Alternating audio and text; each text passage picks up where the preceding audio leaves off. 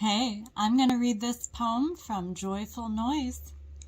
Poems for Two Voices by Paul Fleischman. November 13th. Cold told me to fasten my feet to this branch, to dangle upside down from my perch, to shed my skin, to cease being a caterpillar. And I have obeyed. December 6th. Green, the color of leaves and life, has vanished. The empire of leaves lies in ruins. I study the brown new world around me. I fear the future. I hear few sounds. Have any others of my kind survived this cataclysm?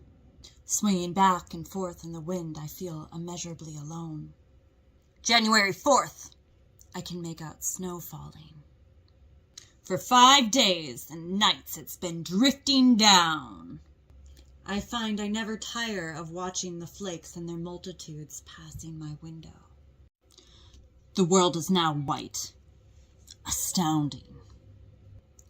I enter these wondrous events in my chronicle, knowing no reader would believe me. February 12th. An ice storm last night. Unable to see out at all this morning, yet I hear boughs cracking and branches falling. Hungry for sounds in the silent world, I cherish these, ponder their import, miser them away in my memory, and wait for more. March 28th. I wonder whether I am the same being who started this diary. I felt stormy inside, like the weather without. My mouth is reshaping. My legs are dissolving. Wings are growing. My body's not mine.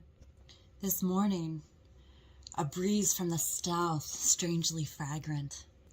A red-winged blackbird's call in the distance. A faint glimpse of green in the branches. And now I recall that last night I dreamt of flying.